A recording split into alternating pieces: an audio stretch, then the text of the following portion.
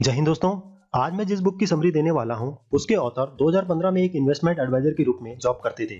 Mutual fund की बिक्री करते थे और उसमें कमीशन बनता था 2 से 2.5%। सब ठीक चल रहा था, लेकिन कुछ सालों में टेक्नोलॉजी आने की वजह से इन्वेस्टमेंट इंडस्ट्री में बहुत सारी ऐप आ गई। अब इससे हुआ ये कि निवेशकों को बिना इन्वेस्टमेंट एडवाइजर के निवेश करने में बहुत आसानी हुई। अब इसका रिजल्ट ये निकला कि पहले के मुकाबले मेहनत ज्यादा और कमीशन आधे हो गए थे। तो ऑथर तलाश करने लगे ऐसे काम की जिसमें टेक्नोलॉजी आकर प्रॉफिट कम ना कर दे। तो ऑथर 2016 में चाइना गए और वहां से मोबाइल के पीछे लगने वाली कवर बनाने की टेक्नोलॉजी लेकर आए और मैन्युफैक्चरिंग करके ऑनलाइन बेचना शुरू कर दिया। और एक टाइम था जब इससे 900% से भी ज्यादा बेनिफिट होने लगे। अब बेनिफिट ज्यादा था तो बहुत सारे लोग जल्दी ही इस बिजनेस में आ गए।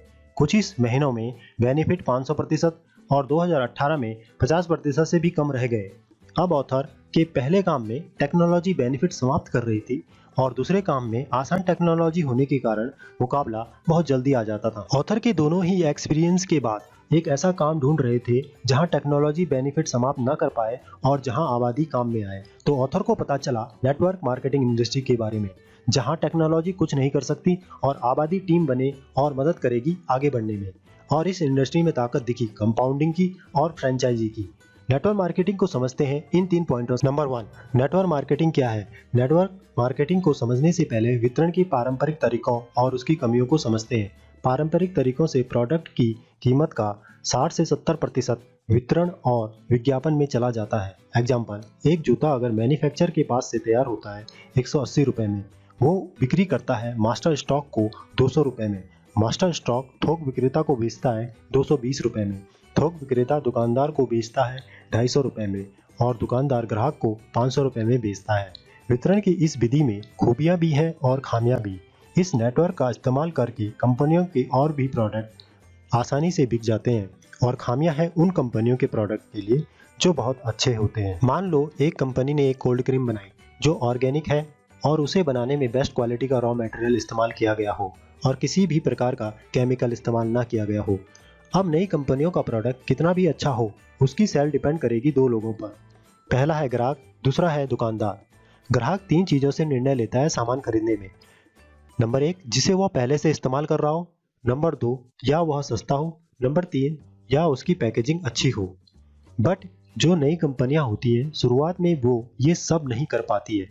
और मजे की बात यह है कि 90% से भी ज्यादा लोग कभी भी प्रोडक्ट किस सामग्री से बना हुआ है नहीं पढ़ते हैं, जिसकी वजह से उन्हें कभी पता नहीं चलता कि आपका प्रोडक्ट अच्छा है, इसीलिए वह थोड़ा महंगा है दूसरे प्रोडक्टों से। इससे हुआ ये कि आपने बहुत अच्छा प्रोडक्ट बनाया और वो फेल हो गया। अब बात करते हैं दूसरे इंसान की जो आपका प्रोडक्ट बेच सकता है, वो है दुकानदार। दुकानदार मेहनत लगाएगा जहां उसका मार्जिन ज्यादा हो। मतलब 500 रुपए की कोल्ड क्रीम बेचने में उसे 100 रुपए बचते हैं, वहीं दूसरी कोल्ड क्रीम 500 रुपए की बेचने पर 250 रुपए बचते हैं। तो वह मेहनत लगाएगा उस कोल्ड क्रीम को बेचने में जिसमें उसको 250 रुपए बचते हैं, ना कि 100 रुपए बचे। अगर आप चाहते हो दुकानदार आपका प्रोडक्ट बेचे तो आप 2 तरीके अपना सकते हैं। पहला, प्रोडक्ट का रेट कम करके दुकानदार को प्रॉफिट ज्यादा दे पाएं। बट आप ऐसा तब कर पाएंगे जब आप प्रोडक्ट की क्वालिटी कम कर दें। ऐसा करने पर आप में और बाकी कंपनियों में फर्क नहीं रहेगा, तो बड़ी कंपनियां आपको हरा देंगी। या प्रोडक्ट का रेट बढ़ाकर दुकानदार को प्रॉफिट दे सकते हैं, लेकिन इससे आपका प्रोडक्ट दूसरी कंपनियों के प्रोडक्ट से महंगा हो जाएगा।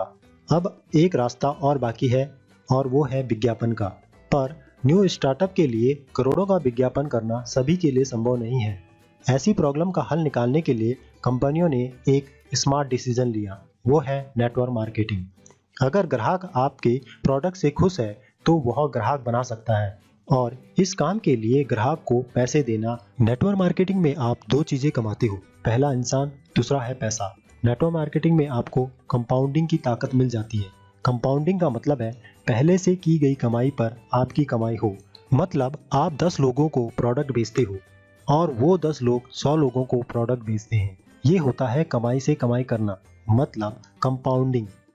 नेटवर्क मार्केटिंग में ताकत मिलती है फ्रेंचाइजी की। मान लो आपकी टीम में 1000 लोग हैं और काम सिर्फ 100 लोग कर रहे हो, तब भी आपकी इनकम होती रहेगी।